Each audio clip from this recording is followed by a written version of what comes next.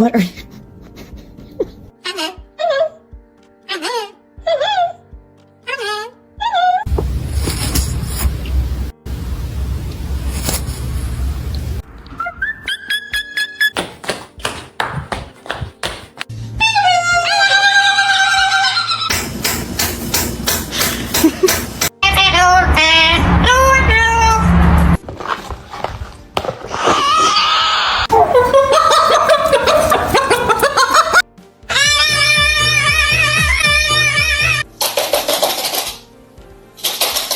No. No. I love you too. How was your day though?